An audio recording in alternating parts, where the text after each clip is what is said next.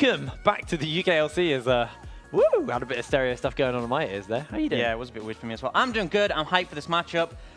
I feel like Eminem put up a good fight, but I was hoping for a bit more between that matchup. I think this one should be the one to deliver. This is the one. This is the Tower Challenge as Diabolus will be starting up on that blue side, taking on Fnatic Rising, who have risen to the top once again to take on this challenge. I'm very excited for this. Fnatic Rising? Risen? Oh, yeah, you so see? Smart. That's why they named them. That was, yeah, it wasn't. It's not me being smart. It's Fnatic being smart here. Genius. But you know, this is the first time that Diabolus have been able to put themselves on the top of the tower. Fnatic have 2 tower championship titles under their name. Yep. But if Diabolus can get themselves a win here, they secure themselves first spot coming out of week 5. Yep. And they remain as the only other team that has a two-time tower champion. Do you know who the other team is? Fnatic Rising. Yeah, so... Yeah, I mean, I only just said that, didn't I? Yeah, but I'm just saying, you know, it's their chance to defend their title as the only team to defend if they win this one. But yeah, should be a feisty one. It's tricky because we haven't seen any Diabolus, obviously, this week because they've been sitting at the top of the tower. We've seen a lot of Fnatic, but they've looked pretty clean throughout. So a lot of the times you could expect the team defending is going to sit and wait, right, this is what we're going to do, these are the weaknesses. I don't think Fnatic have shown a ton, apart from the fact that sometimes their game's a bit slow. They've kind of stuck to the same picks, and Dan sometimes doesn't impact things too much, but that's really if I'm picking and choosing. And the question is Diabolus the team to punish them? You saw XL tried to punish Fnatic early in the second game of the day. Are Diabolus the team who's capable of carrying? Because, you know, we were talking just before the break started, like, what are our expectations for this game? I was kind of saying it's just going to be about X-Maddie and you, so the pair of them are just going to want to farm for ages and then try and carry individually. Well, the thing is as well is that if Magifelix plays like Alessandro in the mid lane, Krogston will just play something like the Orianna. That's going to be a massive late game threat because I feel like in that last game, the Zoe wasn't able to find that much traction. Krogston won't pick something like that where he's just like, oh, I can poke a bit. He will pick something that can take over team fights, as he's shown he will do before. And that's sort of where my concern is with regards to Fnatic, because I feel like they've had this great strategy that's worked against everyone else, but Diabolus, they tend to do things a bit differently. They can definitely carry around mid. They've carried about top before and bot. So I feel like, especially when you haven't seen them for a whole week and they've been preparing, and I think they probably expected to meet Fnatic Rising here. Yeah. I think they will definitely have a strategy going into draft. Do we expect maybe to see something different then coming out? Do we expect to see the Lissandra get banned away by Diabolus? Because so many teams have just let Fnatic pick it. Or do you think they'll just take it and try and first pick it themselves? Like, what is the question? Because, you know, Magifelix has been looking so good on this Lissandra. He's been such a big engage threat that, I mean, you have to ban it then, really. The reason it's so good is because it's good against one threat. When your only main threat for a team fight is the Kog'Maw, when you're like, my team fight relies on there being a Kog'Maw winning the fight. Or in the situation it was with Phelan, it was sort of like the Vel'Koz needs to be untouched. Lissandra is great at that. But if you have like an Orianna and then you have an AD carry as well, it kind of splits things up and makes it difficult. And then you also have the extra damage impact of both. And then when they start getting defensives, Lissandra does sort of fall off a bit. Yeah. I think it's just pick something good into it, because you expect Magifelix to really consistently go for this pick. And we've seen before Krogston can take a carry into the Lissandra matchup and just scale up, because Lissandra isn't the greatest champion late game when people get defensive and stuff, and the damage does sort of fall off. So that's what you're expecting coming into this? I would hope. Personally, I'd see it banned. I'd like to see what else Magifelix has in his wheelhouse. I believe we're still on the Silas ban at the moment. Yeah, it's still global ban. Yeah, so it's, Silas isn't enabled, and that's a pick that we have seen both Fnatic run quite a lot. So it's obviously, maybe they're just kind of playing around the fact that Lissandra's open, and it feels, I want to say a similar purpose, but not quite the same purpose. I mean, obviously, depending on what he's playing into, but you know, you can be an effective front line on Silas and on Lissandra. As we were into picks and bans. So your face did not agree with me on that point. I think it's a bit of a stretch. I went to say it and I was like, yeah, I mean, they're both engaged, it's a bit of a stretch, but they're both hard to kill. They're both very effective frontline mages. You try and save this one, you just dig yourself a hole. Yeah, so. down to go. All right. It's blue side for Diabolus and Fnatic Rising in the red, so you got to expect that Nico ban coming out from Fnatic Rising. It's been fairly standard. Zoe coming out from Diabolus, they don't want to see that in the hands of Magifelix. You could potentially see things like we saw that Olaf get banned away because they didn't want to see that come out from Dan. That's something that sort of had some traction in the game against XL, but not sure if they're going to go for a similar strategy here. All right, well, there's the Nico ban by Fnatic. See what Diabolus are looking to ban away. As quick update, with that win Fnatic got over Eminem, They have now put themselves into first place. They're no longer tied with Diabolus. So Diabolus need to win this if they want to remain in first place. So not only is it about holding your spot at the top of the tower, it's also about holding your spot at the top of the table. Yeah, interesting that they're really focused in mid lane. They're going for this Ryze ban as well, which it's interesting to me because I know Kerberos and Krogson would both play Ryze, but what this implies to me is that Ryze is really good in the Vladimir, which I wouldn't see Shikari playing Ryze so much, but if Kerberos wants to go for that Vladimir pick, taking the Ryze off the table sets you in pretty good stead. And we saw a lot of the Vlad from Curve last week as well. These are really directed bans. I mean, the Aurelia we saw up against Chibs frequently, but these aren't, I mean, Zoe's quite common, but these are sort of like, we don't want MagiFelix to have anything. And they've really come out, and to me, it just screams that, what would MagiFelix play when all this is off the table? Well, he's been playing Lissandra so far. I mean, maybe this is just Diabolus' strategy. They ban away a lot of mids and then first pick Lissandra, but I mean, Krogson's been good when he's played Lissandra himself, but I don't feel like you have to go down that avenue. In return, Fnatic Ryzen are pretty heavily hitting the support pool. Yeah, so both teams coming in with a direct strategy. They're attacking certain roles, and I don't think we're going to see them last G. Definitely not. Absolutely not. I know he's been playing it, but I never expect to see it. So for now, we're just going to see them. Makes a lot of sense when that stuff is banned. And you want to take something confident. We've seen Xmighty rely on this Vayne to sort of scale up. Usage doesn't want to let that happen. But now goes over to Fnatic. And crucially, Galio, Lissandra, Jarvan, those are all available right now. We've seen Fnatic ignore the Jarvan quite a lot recently. Yeah, I think that they're not as comfortable with the top lane. There's more answers into it, so they're not wanting to flex it. You can definitely take Lissandra here, though. Galio's a good option with Braum and Thresh off the table. I mean, it's a good option regardless. But they are just going to go for the Lissandra Olaf. So going with what they know, Dan has consistently wanted this Olaf pick, and once again picking it up. I'd really like to see like an Orianna Galio here for Diabolus as their pick. Give himself. I like the look of this hover, to be honest. I know it's just a hover. It's good into Olaf again. It counteracts that engage, and that you run in, and it can really stop them from finding the kills. And you kind of run out of damage if you have Lissandra Olaf. But they're not opting that. They're going for this Yorick. So it is going to be a blind Yorick. Yeah. So it does mean that Shikari has an opportunity to answer it on this third pick or in the next stage of the draft. Well, the question is what Diabolus going to be picking up now in this next pick before we head into ban phase 2. There's a lot of things on the cards. That Galio's open. It's going to get locked in. Yeah, it makes a lot of sense. Especially with Braum Thresh off the tables. Yeah. The question is what do Fnatic ban now? Do they look to just try and take away anything that can deal with MagiFelix on this Lissandra in the next ban phase? Or do they look to try and target something else out? I mean, you can look at junglers as well. If there's anything you really don't want to face as Dan, if that Kindred you think might be an issue later on. The question is what they're going to pick here. And it looks like Shikari are going to go towards that Gnar, which he's more comfortable in a matchup against the Yorick with something like a Gnar compared to something like we saw, I believe it was, I can't remember who it was, played a Ornn into the Yorick, sorry, and he's just not going to win that matchup. Like, sure, you can try and survive it, but with Shikari and the Gnar, it's something he's very comfortable on. He can handle the 1v1 okay. Sure, Yorick is still going to be a bit of a menace in the side lane, but I think Shikari will be fine. And now bans come in, they saw that Kindred, they're taking it off the table straight away. Now goes over to Diabolus. None of the bot lane picked Fnatic Ryzen. You know, if you're concerned about that Vayne, now is the time to target it. If you're concerned about Prosphere maybe getting his hands on other things, you can target that as well. They are going to take out the Vayne. A lot of options. You know what I would personally like to see? What would you like to see? Actually, no, I don't think I would. But I'd say you could take something like the Rakan, because you already have so much engage. Yeah. And then you have the potential to have the Xayah as a follow-up. It's still a pretty strong 2v2.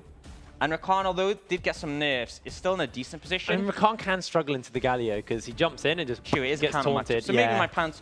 Your pants? Pants? My comments?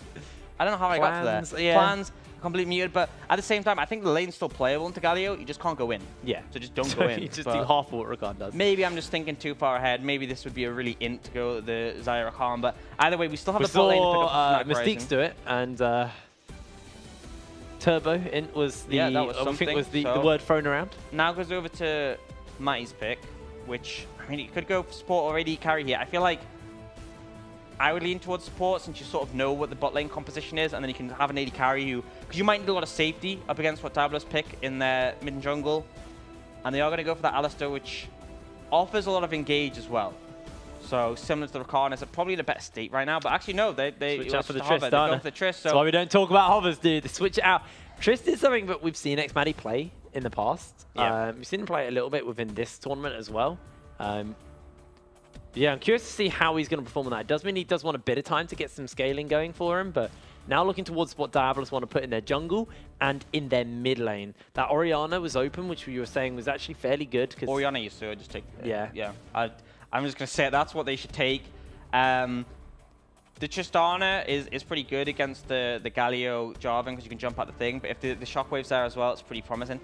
Personally, that's what I would pick about. You said Jarvan, not Yasuo. Okay, cool. You caught me up for the Yasuo. I was like, where are you going with this? Jarvan. I'm losing my train of thought. It's been a long day. I know, you've done... The Sejuani mid caught me off guard. That's at the beginning of the day, dude. Yeah, but... I mean, this is another good pick in Lissandra. There's a lot of sustained damage from this Cassiopeia, so...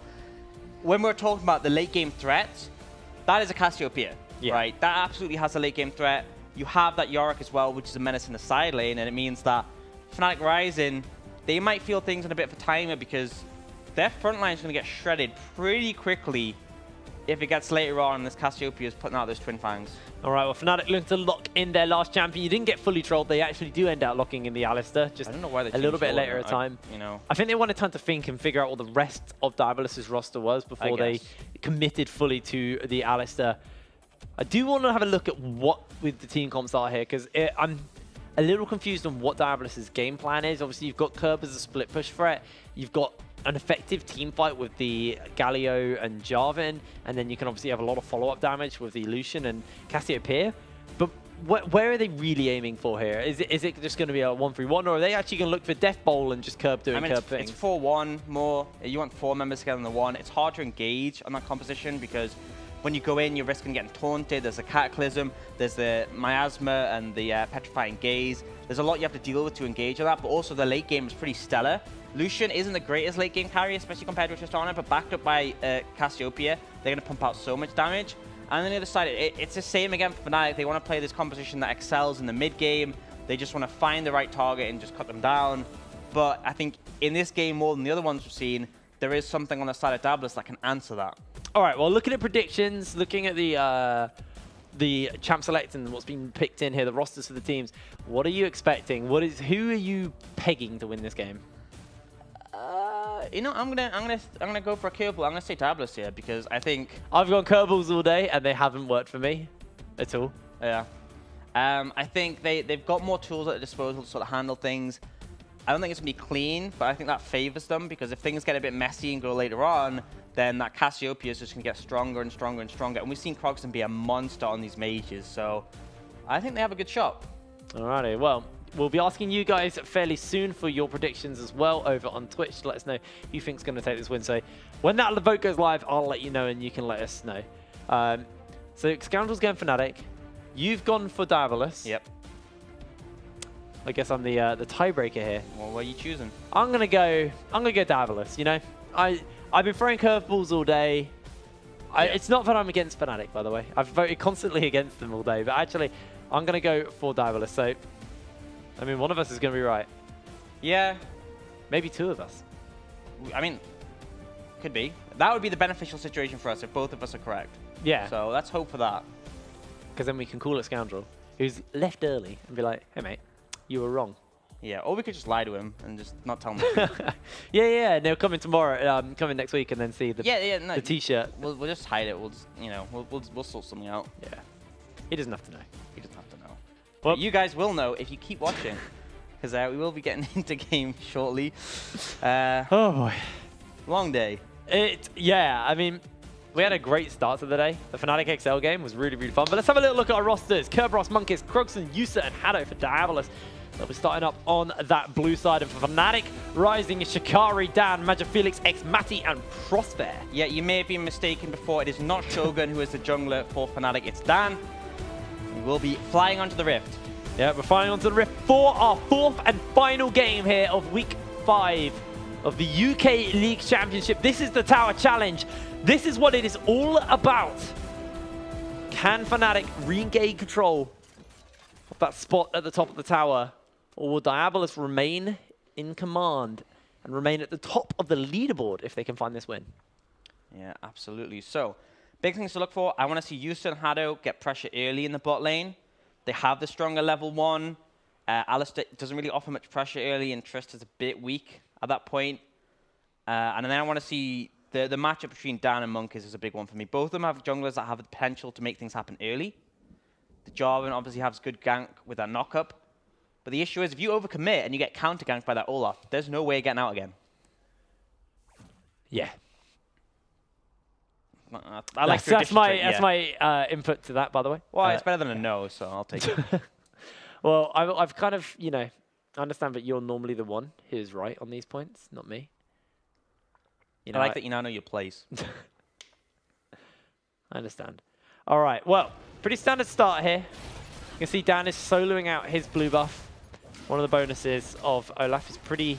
He kind of wants to go a little low on his early players. But this is a good move because it means Matty and Prospect gets the lane first, so it kind of negates their really weak level 1 a little bit. Because, like I said, Tristana and Alistar really suck level 1. So the fact that they've kind of missed out the opportunity to get zoned away puts them in a pretty good position. Yeah, well, Hado is stepping forward now, looking to do a bit of zoning. Monkus is beelined for the blue buff. Not going to pick any camps up en route while Dan is going for maybe the Predator start, but like you said, like yesterday, not really in his style. He normally just goes for the most efficient clear. This is really good for Matty and Prospect, the fact that they're just getting all these minions, because really, Yus and Hado, if they'd been in lane on time, they should have just been able to push them out and zone them from a lot of CS. And Folks are actually doing really heavy trades on a Magifelix. I've got to say that favors the Cassiopeia, who has some built-in sustain, and also still has 1 stack on the Corrupting Potion. So that level 2 power spike coming in pretty big. Pretty standard start as well. Cassiopeia is pretty... She's very potent in like the early few levels, and then as she scales, kind of has a very good power curve. Yeah, I think the ult's quite hard to land is one of the disadvantages. I'd hope someone like Krogston is not bad at it though. Well, I mean, the burden is sort of on the person who's reacting to it. Because, yeah. You know, if you're against Faker, you're not landing a Cassiopeia ult. Yeah. You know? And I feel like that the sort of ease of execution, the strength to level 6 is where Lissandra sort of takes over. But later on, that sustained damage on the Cassiopeia is just going to come in huge. Oh, Cannon just got missed there by the Fnatic bot lane. And actually, this is one of the big disadvantages with the Tristana, is she is so bad at CSing on a tower. Like, arguably the worst. And you can see the health of all these minions just be messed up. Oh, it's the E, man. It's so rough. And I mean, that's the issue. You pick Alistar Trist, and you're going to get shoved in early. And you're going to suffer a bit in terms of CS. So only 5 behind, and like I said, not having to leash for Dan definitely paid some dividends towards a lane. I want to talk a little bit about this top lane. Kerberos versus Shikari. We know Kerb is such a potent split pusher, and it's nice to see him kind of return to this style that we've known him for. How does this lane go? What do we expect into the Gnar? I think it's very hard to pressure the Gnar early, because you can just leap out the cage, and he just outranges you. Predator's on. Krogston does have flash and cleanse. Forced to use one of those, and now he's actually just going for a little bit of poke onto Dan. Yeah, lost the flash, lost the cleanse, so not too bad of a situation, but not the greatest either. And crucially, when Magifelix has 6, will be without that flash. And going back to the top lane matchup, I think as a Yorick, you just farm up on a tower in the early levels, and you wait for 6. When you're at level 6, the Gnar can't really ever get too close to you, because you can put so much damage into him with the Maiden. But until you have that Maiden, you're essentially just a farm. You're just a minion farm in a wave. Just a minion with a shovel. Yeah. Just digging some graves. That's what he does. All right. Krogston, after having his flash forced, has made his way back into lane. He wants to equalize out that CS score. Picks himself a Dark Seal and a Sapphire Crystal as Shikari. Going to get caught out by the cage, but this is one of the powers of the Gnar, can just hop, skip, and jump out. Unfortunately, Monk is a bit late. I would say it's more Kerberos going early in, so Shikari had already backed off. I mean, that river was water. They weren't going to find anything anyway. But either way, it's one of the powers of this Gnar. It's so easy to stay safe with that jump and still just harass your opponent. But again, Kerberos closed on that level 6 when he actually has an opportunity to really fight back. You can see there's a gold advantage for Fnatic. It's only 200 at the moment, make it 100. It ticks over. So they are getting a slight advantage from their lanes. But it's nothing really to speak of so far. But Krogston maybe they're going to get caught out. Level 6 did just get hit by Magifelix, so... Yeah, they want to apply the pressure here. It's hard when she's on the tower with that cleanse. But without the flash, if you step forwards to Krogston, you're very liable to go down. pretty rough. See, Kerberos now might be on the returning of a gank. This is exactly what we've seen from Fnatic in the last game, exactly what we've seen from Fnatic so many times, and that ward that Curb has is so big for him. He doesn't have 6, and this time he might just be getting caught out. Looking to turn it onto Shikari, the flash comes in, the Glacial Prison is available, Curb flashes away, Magic Felix is taking so much damage, ults himself and gets away. First blood to Shikari. Big brain play from Magic Felix, saves the ult to keep himself alive. Looked a bit botched, but there wasn't really anything Kerberos could do there. In return, Diabolus get that Ocean Drake, but I think that's a trade Fnatic are happy to take, and have now pushed that gold lead to just under 1,000. Held that Glacial Tomb for so long as well. I mean, no reason not to. You can just reset the aggro with it. To use it on Kerberos might have been a bit dicey, but saving it for yourself means there's no real risk with the dive. And that's the difference, is some players maybe just used it on Curb, look for the hard lockdown. But by holding it, he forced out Curb's flash and then still got the kill. So, yep. And it's just very low risk because you reset the aggro. There's no way the tower's really going to kill anyone. And the thing is, Kerberos has no CC, like hard CC, that he's going to be able to use to stop you from casting your Glacial to him. So, very comfortable to go for that play. He's picked himself up a Sheen now as the Phage has been finished on Shikari. Monkus just clearing out wards while Prosphere also clearing out some wards. Curb making his way back towards that top lane now, down in CS to Shikari, who's been able to get himself a pretty big gold lead now with a CS advantage and that first blood in his pocket. And crucially, because he used the Maiden before he died, he now no longer has that for quite a significant amount of time, which means he doesn't really be able to do much against Shikari again. Like, having the Maiden as Yorick basically makes the champion. Without it, you essentially just add the Bane of your lane opponent. Well, gonna catch this wave as it crashes into his tower. The plate will actually fall here, so Shikari won't get the local gold, but Monkus gets spotted out by that Squires by Shikari, but Croxon's still going to be able to get his blue buff. Uncontested for the moment. He's still sitting on that Sapphire Crystal, so curious to see what he's going to be building here. Is it going to be into the Archangels or maybe the Ludens? I assume it's probably the Archangels. Yeah, I understand the Ludens build path because it gives you a lot more power early, but I would really like the shields from the Archangels, particularly into a composition like Fnatic, so both make sense to me. It just depends what they want to offer. And Magic Felix potentially looking aggressive, but Monkus are waiting in the wings, and I think Dan has just seen him now. Yeah, they know he's there, but Magic Felix actually looking to pull this trigger. The Claw comes out, the Predator's on, spins him in place. That cleanse is not going to be used in time, as in goes the dunk by Monkus. He's caught in, and the Frozen Thrall not going to find his mark. Monkus will be able to get a kill now, but Dan picks up the axe, lobs it into Monkus' head. It's just going to be a 1-for-1. Held the ult for so long. Krogson used the cleanse very early, and the ult actually caught him at the end. But the problem was, Magic Felix used all of his mobility to get in there, and yes, he got the kill into Krogson, but wasn't left with any route out. However, this does mean that blue buff is down from the Cassiopeia, who is going towards that Seraphs, which I think is a safe option. It's a 9-minute tier as well for Krogson, which means, I mean, Cassiopeia is pretty good at stacking the tier because of her E, but it's still a fairly slow tier. Yeah. Gonna take a while for that to actually stack up, and that shield that you said is really nice. It's not gonna be there for a little bit longer as Curb still got his Maiden available, but not using it. Probably looking just to get himself a nice base off. Wow, nice prediction. But he actually cancelled it, so you're wrong. Oh.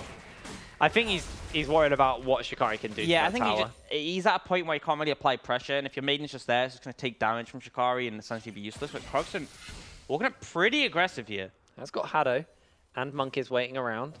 That flash is now back up, but the cleanse was used crucially in that last engagement in the mid lane. You see a little bit of a battle for vision. Krogson? Okay. I like that there's quite a lot of focus around this Rift Herald from Diabolus. You can see those 3 pink wards, but it's more of an even spread for Fnatic, and that's going to play pretty well into this Dragon, but you can see that's why Diabolus were pushing up there. Infernal Dragon in a minute. I feel like both teams might want to contest this, but I've got to favor Fnatic for the second Dragon of the game. Their composition's just going to do so much better right now, especially Magic Felix on this Lissandra. Krogson once again knows that Dan is waiting around. Poor old Krogson, but Dan definitely being more proactive. One of the criticisms we had about him in earlier weeks and coming into this week as well is that he kind of just AFK farms all game.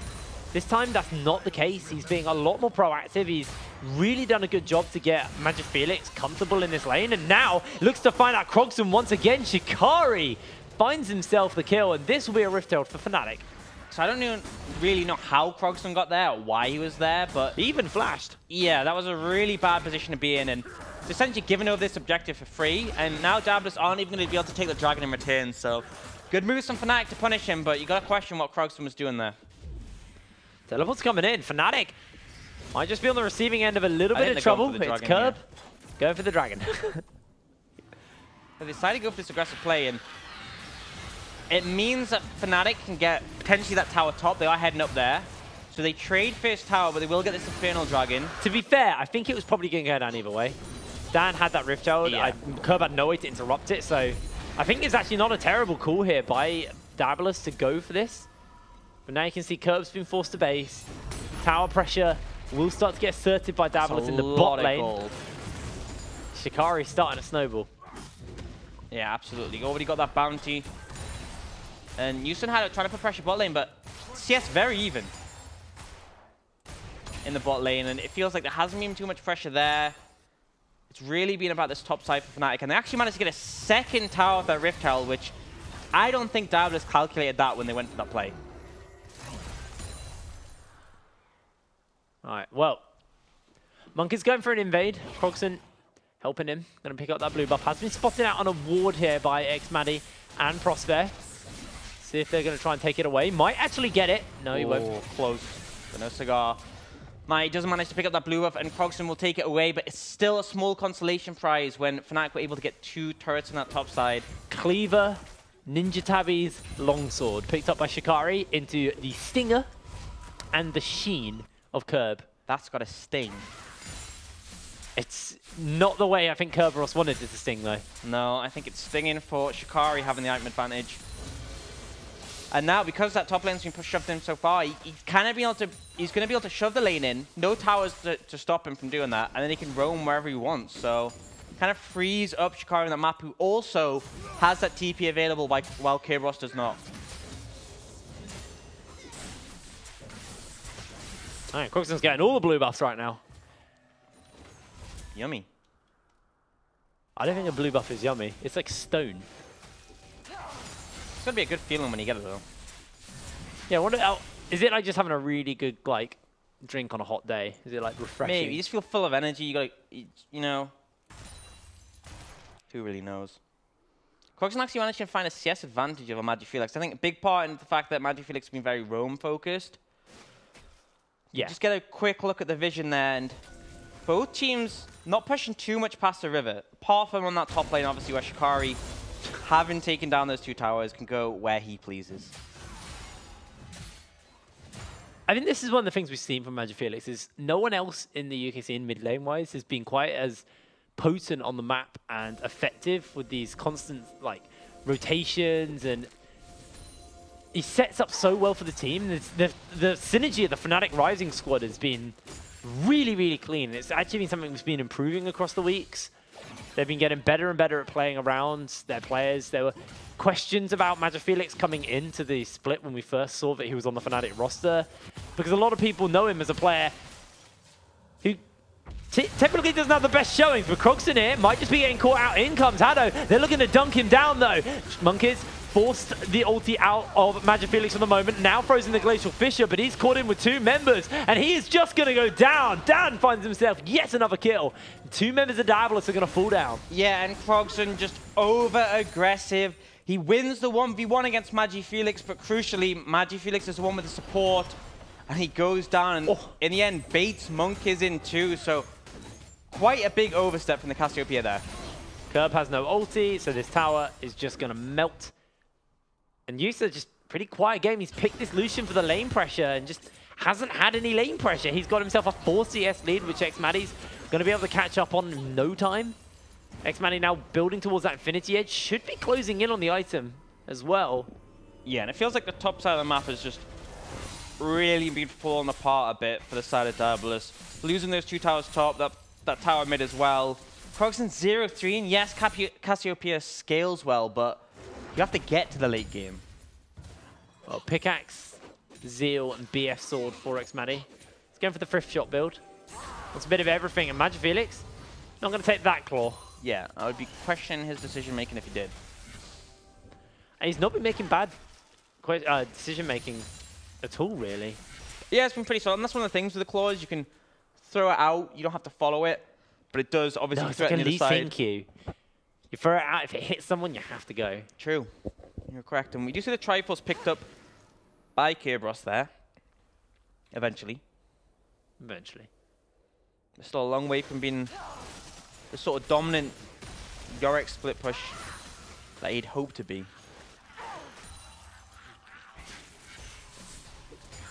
Well, game's definitely taking a little bit of a slower pace here. We're approaching that 17-minute mark. Fnatic have got themselves a 4K gold lead. Make it 5K gold lead over Diabolus. Diabolus kind of scratching their heads. A lot of teams today we've seen it just it felt kind of lost versus Fnatic. They don't seem to know what plays they can make, as Shikari's actually going 1v1 with Monkeys here. Even with Hado and Yusa by, he's feeling confident, and actually, as he goes into mini, not going to chase up anymore. But he just slows them down, and they were trying to trade a tower 1-for-1, but now you're in a position where I think Fnatic are going to be able to get a second one. Actually, Prospect flashes in, headbutt pulverizes on Curb. It's getting melted. Trying to get that damage off, not going to be able to follow up for the kill though. The turret should be the sacrifice here. Fnatic, they are pleased. That pink ward was just pinged. There is TP on Curb. I think they might be looking for a deep flank, but it might be a bit risky. I think it might be a bit too slow. I mean, Hado does have ultimate, so does Monkeys. They could go for the Demacian Death Bowl, but they're not going to do it. They stopped. The ping came out. It was a bit overzealous. Actually, no, they're pinging the bush they're in. They still want to chase them, but I think Fnatic are respecting it. Yeah, Fnatic actually maybe looking to catch Hado out. It's been seen on this pink ward, but he's currently clearing. Monkeys waiting about as well.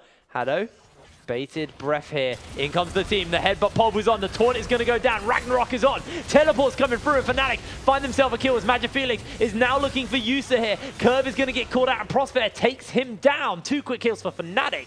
And now they can go back for Drake. Yeah, well, unfortunate situation where you can't cancel that TP, because I don't think Kerberos wanted to be in there after Hado went down. A good move from Fnatic just to bait out Diabolus, who are looking for that dragon. Yep, going to be able to take this dragon nice and comfortably here. Gold lead heavily in their favor. Almost at 7,000 to 80 minutes. Really in Fnatic's bag. I mean, it's looking like Fnatic, you know, last week was a bit of an upset. I think Fnatic, they tactically decided they wanted to shake up standings, and then they could have this miracle comeback. Yeah, make it interesting. You don't want to win every week, so they're kind of, you know, playing with their food. I don't know, winning every week's pretty cool. Yeah. But for a viewer, it's not as interesting. I think they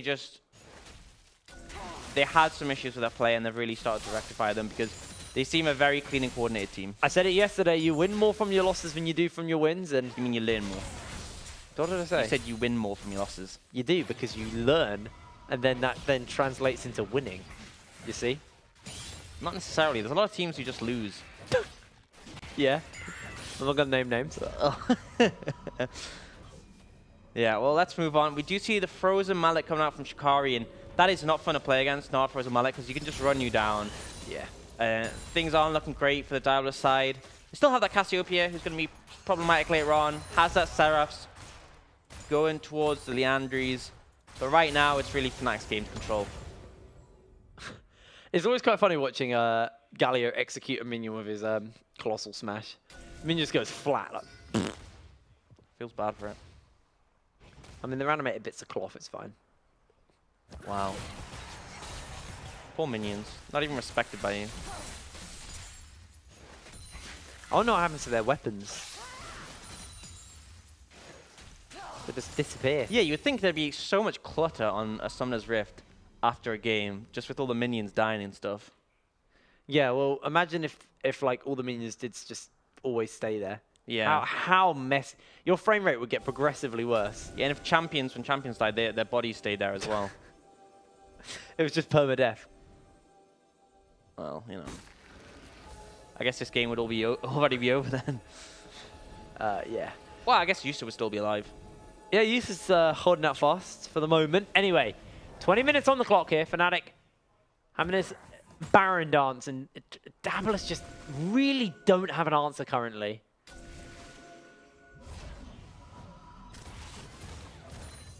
Rapid Fire Cannon and Infinity Edge onto Xmatty as it's the components of the cleaver for Yusa. He's got his blade as well. And this Lucian that we saw picked with such confidence just really hasn't found its footing. It has hit that 2-item spike, so pretty strong right now, but 0-0-0 hasn't really impacted this game. Okay, well, they're not actually looking to go for the Baron right now. They're going for the 1-4 here from Fnatic. You can see in the bot lane, Shikari pushing out this turret. Curb is struggling to deal with him. It's the Frozen Mallet and Black Cleaver onto the Gnar.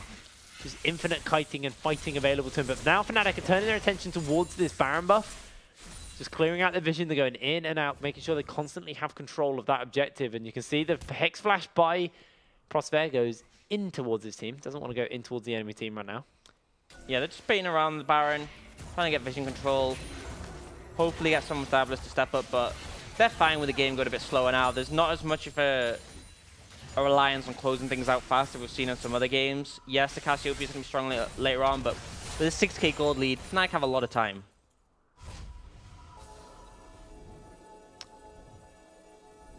Yeah, you can see now Monkeys and Diabolus just trying to get a bit of control around this vision, but Fnatic constantly waiting in the rings. They are itching for a pick. They are itching for a fight, but Diabolus are playing with bated breath. Now, Dan stepping away, just trying not to be caught, has got that axe available. They don't know for certain where Krogson is, but he throws it out, interrupts, and the flash is in! That was blind, and Krogson forces the cleanse out. Petrifying Gaze is on, and it only stuns up one as the Ragnarok is here. In comes the shield, Xmatty jumps into the fight. Great ultimate by Magic Felix to catch him out. Nobody has died yet, as Prosper gets himself a headbutt, gets himself a pulverize. The resets are on, and Xmatty has unleashed a double kill for Fnatic. Yeah, just great confidence from the side of Diabolus.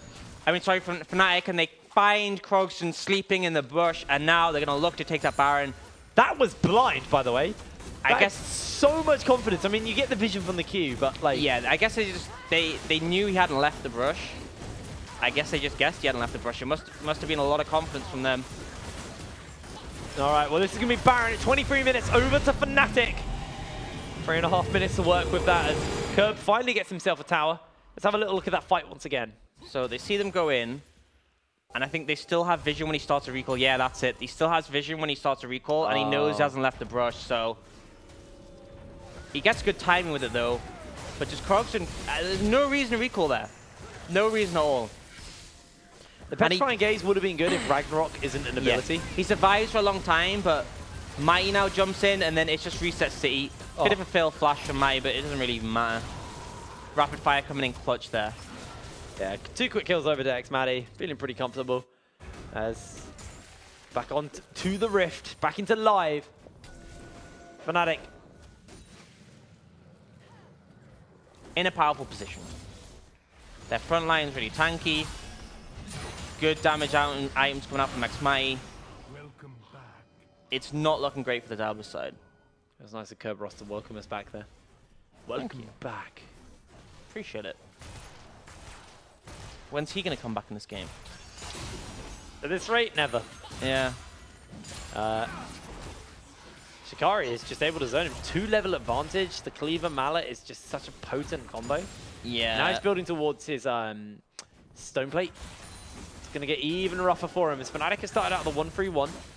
Clearing out every jungle camp, clearing out any available extra gold that Diabolus would want to be getting their hands on, and they're just comfortably pushing up the lanes. You can see Xmatty has got a big wave to work with here in this lane now. Diabolus, what do? They need to force something. They need to try and get a pick, but it's so hard to find a pick onto these Fnatic members. They're also mobile. They're also slippery. I mean, they can still buy time. There's a minute 30 on the Baron buff.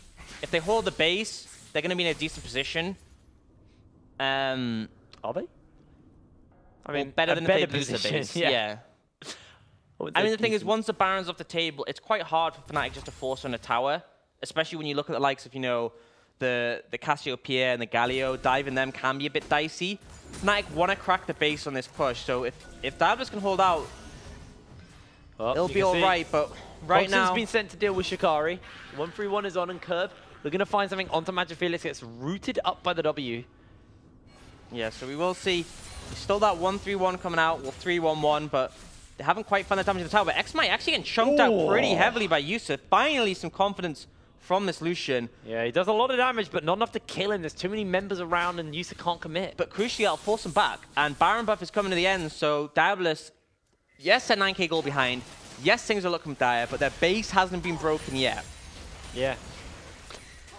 They do hold out. 30 seconds left on that Baron buff, so Fnatic just going to step away now.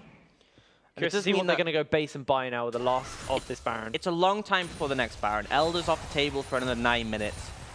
Diabolus have found an opportunity to keep stalling out because they have saved their base. And if you can defend against a Baron, you should by all means be able to defend when the other team doesn't have Baron. Yeah. And now they're just playing catch-up because, yes, that is a big gold lead. But the longer the game goes on, the less significant it will be. But the longer it goes on, what is Diabolus' late game looking like? I mean, Cassiopeia is very good in the late game. How is Yusuf going to fare on the Lucian? I mean, Lucian's all right in the late game. Does struggle in terms of range against the Tristana. And I'm never, ever going to sit here and suggest that he's as good as the Tristana late game. But Cassiopeia can be a complete powerhouse. So I think that late game, it's definitely not going to look as bad as their alien mid. I think you could even argue that maybe it favors them because Olaf does fall off. Gnar can be pretty big in team fights compared to the Yorick, but in the split push, I don't think he's ever really going to lose out at this point, but maybe when there's like a 6 item point. And Lissandra, when there's defensives built on the side of Diabolus, won't be as threatening. So I think late game Diabolus have a decent chance for this one, but the thing is, Dragon in a minute, Baron in a minute 45. If they give up another Baron, I'm not optimistic about their chances to survive in the siege again. I want to double check it, but I believe it's an Infernal Drake as well here for Diabolus. Oh, well, sorry, for whoever can get it. That'd be double Infernal for Fnatic. No, that'd be the first Infernal for Fnatic. Yeah, just help to equalizing out that. But if Diabolus can get the double Infernal, that's really nice for them. As you see, Magic Felix throws out the claw, doesn't follow it up for the moment. Croxon definitely playing with fire a little bit here. And he's been sort of the weak point of Diabolus is that they constantly punished him when he's overstepped, and got to see him have a bit more care in his footing because he needs to be the carry when he gets later in this game. He needs to pump out the damage in this Cassiopeia. Yeah, now he's got that Crystal Scepter. Does have a fair amount of utility. Sticking power is there as well. We'll be able to work through these tanks with that Liandry's, so definitely still in Croxon's hands and capability to be able to get himself a good fight. The cleanse, the flash is up. Every summoner spell in the game is available right now. They just need more time, and it is going to be an Infernal, so that's a really good one for Fnatic to pick up. I don't feel like it can be contested, but Diabolus are trying to make a play on Shikari. The Demacian Death Bowls on Shikari goes golden for the moment. He does have no flash available, and he gets taken down. Kerberos gets himself the shutdown. And this could just mean a potential Baron dance over to Diabolus as you've got 45 seconds until Shikari is back up. I don't think you can force it. There's 20 seconds for the Baron, and by that time, Fnatic can stall long enough for Shikari to be up, so I think they just recall and try and defend the base. But actually, Yusuf and Hado are still at Baron. I go for the 2-man. I mean, you got a very fast Baron. You got Cassiopeia, Lucian. You will rip through that. All right, 22 seconds, and that is going to be Diabolus instantly starting it up. Prosper in the lane, in place to try and contest for the moment. Dan, no blast cone available. Does have that flash if he wants to make a miracle happen. Prosper is trying to run interrupt for the moment. It might actually just be the back door. Teleports in, and in comes the fight. They're going to try and continue to go on. Curve is onto the Baron, and Dan is not going to be able to take it away. Baron's been picked up by Diabolus, but they've only get himself a kill already onto Hado. X-Matic gets forced out by Curve. The Maiden is ripping through him for the moment, and Fnatic a spread, but the same is said for Diabolus. Shikari is into the fight, and Croxon needs to somehow kite away from all of these members. Prospect gets him with a headbutt pulverize. You see a shutdown for Kerberos as well there. Almost turns it. Oh, look at Prospect. He's burning out to the minions. Not going to die. Yes, he stays alive, and the level up comes through. Fnatic are able to get themselves 3 kills, but they lose Baron. I mean, you called it. They make the miracle play. It looked a bit dicey, but Kerberos cleaned up that team fight, managed to kill both Dan and Mighty, and got huge shutdowns there. So Diabolus definitely back in the game. They got that Baron, and they closed the gold lead to a degree. BF Sword, Chain Vest, Raptor Cloak on that base after that fight. Yeah, saving up for that GA, but crucially the Raptor Cloak, he doesn't really want to complete into an item, but it means when you're split pushing, you get so much movement speed around those turrets. So, extra ability, and yes, they're still 7k goal behind, but that is the best case scenario for Diabolus. That was a great case scenario. Yeah, they lost the fight, but they got the Baron. This means they can hold out for so much longer into the Fnatic siege. And the next real kind of point for Fnatic really is the Elder Drake. But they're still another Drake. Infernal. Yeah, they got an Infernal for this one. Again, you don't want to give over the Infernal, but sometimes that happens. But still, a long time before the Elder's on the table, and the gold gap's closing. It's now about 6,000. Remember, it was like 10,000 5 or 6 minutes ago, and later in the game, gold gaps are less significant. So Diabolus definitely closing things up a bit. But Culling's on. Felix takes a big chunk of damage, looks to go into the fight. The root onto Haddo, gets himself a free-man taunt. The dunk is available. The Marcia is coming in, and that's going to be multiple members. And X-Matty finds himself a kill already. But Croxton has launched into the fight. Felix jumps out, but X-Matty has found himself a double kill. Shikari is entering in, and Prosper will go down. Yusa takes him out, and Shikari is getting liquefied by Yusa, by Kerberos. He's looking to go down. The res is coming out, and Felix goes golden for the moment. He gets picked up by Curb. Shikari is there. X-Matty is in and out of the fight, and he is down. Only one member of Fnatic remains, and Diabolus get themselves a massive fight and a massive turnaround. What a messy fight, but Diabolus just come out ahead. Crucially, Croxton survived for so long, and honestly, that might have been down to Prosper knocking him away from a situation where I thought he was going to go down, but Diabolus get the advantage, just starting to make a push, and that gold gap is looking a lot less significant now. It's starting to melt. Level 17 on Curb. He's got the Maiden, he's got the Baron buff, and he is going to be able to rip through these turrets. Look at the damage from the Q. The Triforce is just doing so much work for him. They don't commit for the inhibitor, as the members of Fnatic are now coming back. But big turnaround, massive gold regeneration for Diabolus, and it was looking dicey 4 minutes ago, 4 or 5 minutes ago. Now it's looking like Diabolus are in with a chance of actually taking this game. Absolutely. They've closed the goal gap to about 5,000. It's half what it was early in the game. And when you look at who was picking up all that shutdowns, that Yorick is getting very strong and is a monster in the late game. The Cassiopeia picked up that Void Staff, pumping out tons of damage. Oh, he's gone ZZs. He is so ready to split push, dude. All right. 40 seconds until that Infernal Drake is coming up here, and you feel like both of these teams are really going to want this. This will be their second Infernal, be a big power spike for them. Fnatic have been first to the punch for the warding and control of the area, but they haven't committed enough members quite around to be able to stay in the pit.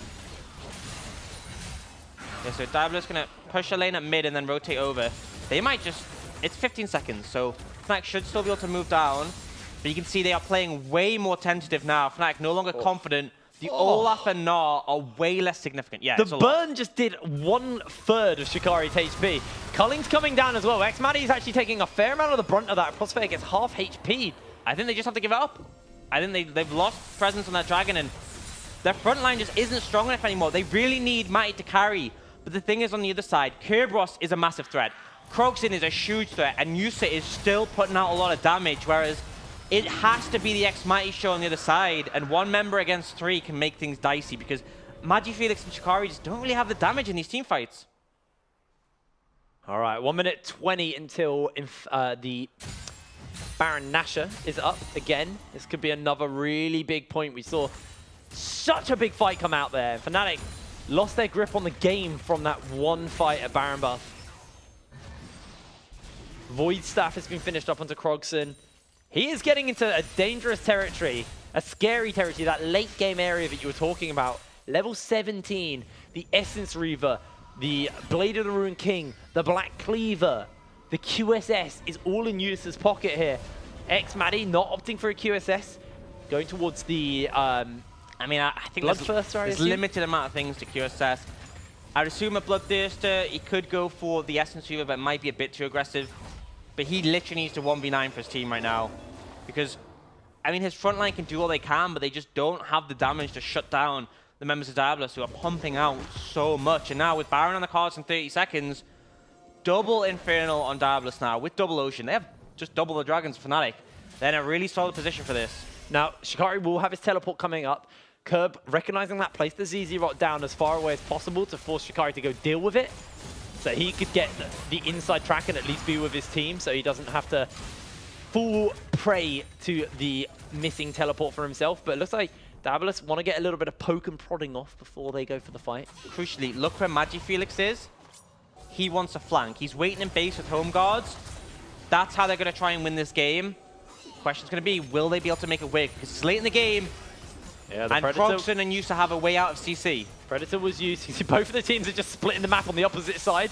You're all on the wrong end, and Croxon rips through Shikari. Shikari melts to him already. Not a good TP. Just two Twin Fangs. That's going to be the teleport. The cleanse is already on. 1 kill for Yusa. A 2-man headbutt polarized by Pro4 is so big. Oh, the Gnaw is disgusting. Banana turns it around. A shutdown over to 1 already. And members of Fnatic are just melting. Kerberos comes up huge with a double kill. And Fnatic get wiped by Diabolus. Shikari tries to make the miracle play, but with MagiFelix going down straight away and Maddie unable to carry the team fight, Diabolus come out strong. It looked dicey for a long time, but the late game comes through. ZZ Rot is coming back up as well here. I don't think the it matters. flash in by Kerberos. They are just going to be able end. to take down these turrets faster than Fnatic can respawn. That's going to be the flag for the attack speed, and Dan has to hold versus 5. He's got the stone plate on, but he is CC'd for days. A delayed ace by Diabolus, and they retain their spot at the top of the tower. And prove my prediction right. I was right. We did it. Yes! Alrighty. Take that, scoundrel. What a win as well. It was close. It was tight. We expected it from the tower challenge, but what a game. And Diabolus had the mental fortitude to hold on. It looked dicey in the early stages, particularly Croxon, who I'm going to say he entered in the early phases, and he just came back strong. For me, we have our MVP. It is Kerberos. I do want to give a big shout out to Croxon because his mental was unbreakable. He had a rough start, but this man here also had a rough start, and then he came up huge. 85% kill participation, and he just did so much work for Diabolus. The thing is in that team fight in the mid game, I wish you could have seen it again because he managed to kill. He finished off the Olaf and got a shutdown, and then he managed to land the globule onto Xmai. The ghouls chased him, and then he flashed and just spade him into the ground. Get down! And got massive shutdowns from both of them. And it's the fact that we know Yorick can split push. We've seen that so many times, but he just made his presence known in the team fights as well. Now, this doesn't actually mean Fnatic have lost the tower challenge. They have a chance next week. At the beginning of next week's show, there will be a rematch where Fnatic will have to try and take on Diabolus again, and they really need to look at their game plan coming into this because they had a great start, they had a great mid, and then they just got out of skill. They couldn't finish it out, and we've seen a clean calculate Fnatic who fell apart here and couldn't find the execution, and they try to do the same thing again and again and again. They had this Cassandra, they had this and I think Olaf, and it works until it doesn't. I think the slow style of Fnatic is what really bit them in the bum there. Yeah. They play very slow, and Diabolus recognized that, so they just went for some scaling. They lost early, but they knew that Fnatic are very slow. They're not pushy with their advantage. They don't go for it. Yeah, and what I really like is the fact that because they went for this Yorick, it kind of forced Shikari to take the Gnaw, something that can match it. And it meant that when those TP flanks came in, it wasn't the Shikari MagiFelix show, which we saw so well earlier. It was just MagiFelix. And that TP at the end, I mean, I said it was coming in. That's not a TP you want to take, but you can't cancel it at that point. You don't want to teleport into a Taunting Galio. But let's have a little look at our scoreboards coming out of the end of Week 5. You can now see Fnatic Rising are tied with Diabolus, 14 points each, 2 times Tower Champions, but M&M have been able to overtake XL in the standings. XL now in 4th place, 1 point behind, but a good week for Enclave, a good week for Barrage, could actually still put them in playoff potential. Yeah, all feeling as well. So there is a chance. XL really need to sort things out if they don't want to get caught up on, but the fight for first place is getting fiercer because on next week, the first game will basically decide it, because I believe if Fnatic win the challenge, they get the extra point to go to first. If Diabolus win, then they will defend it and claim first place. So it's a heated tower rematch. But even in Week 7, there's still a chance for the first place to be switched around still. So yeah, it's actually we're not going to be decided till the end of this tournament realistically, unless like Diabolus win the tower challenge. It's always back and forth. It's just like they're neck and neck, and the tower rematch decides who won out in Week 5. But then we still have Week 6 to go and Week 7. There's so much more. And what great games. What great games. Now, guys, over on our Twitter, LVP UK, at the end of today's show, we'll be putting our vote up for who your unsung hero was, for the player who didn't get MVP but maybe deserved it. Mine kind of goes to Croxon. I have a place in my heart for someone who ints mid lane but then still wins. I mean, it's what I do. It's my the hip special way. yeah. Yeah, I've got to give quite a bit of credit to Yusa because he had a very slow played early very well, game, but later on he just came on and he was so aggressive and unrelenting. And I like to say it because we saw Monk be aggressive and unrelenting, but he also inted. But we saw Yusa do it solid. That vote will be going up shortly after the show has ended. But if there were any games from this week you've missed out, make sure you do head over to our YouTube channel, LVP UK, and you can catch up on all of the previous VODs from games that have gone by. Yeah, I feel like... I want to watch that one back again. I want to watch the team fights because that team fight where Kerberos managed to get that double kill was huge. There was one where I believe Prosper, like, Crogston got a huge petrifying gaze, and then as the CC was coming off, I thought he was going to die instantly, but then Prosper headbutted him away, and it's sort of like, was it a good thing because he might have saved Matty, but also it just pushed Crogston to safety, so it was a bit of I wanted to watch it all back and break it down. There were some great games yesterday as well, though. Absolutely. Game 3 yesterday was insane. That was XL versus Phelan. No. Barrage. XL versus Barrage. That was a... They've been a lot of good games. That was a bloody fantastic game, actually. I really enjoyed that one. We've had some really good games so far. I'm just sad. Why? I have to wait a whole week till we get more. I mean, YouTube, man. You go catch True, up. you guys can catch up and keep watching it, but unfortunately, we're locked out. They don't even let us in. They just lock the door. You get let out? Yeah. They just locked me into a cage in the corner, and I'm stuck there for the week. They just feed you, what, Cheerios? Is it like Monsters Inc. where they lay the Cheerios no, on the floor? No, they don't actually and even feed Cheerios because I had nothing to eat. So, you know, the padding that fell off the wall and the ceiling, the foam padding, I've been eating that, the insulation, you know. Well, guys, thank you very much for joining us here at Week 5 of the UK League Championship. We will be back 6 o'clock on Wednesday next week for Week 6. So until then, we'll see you later. See ya.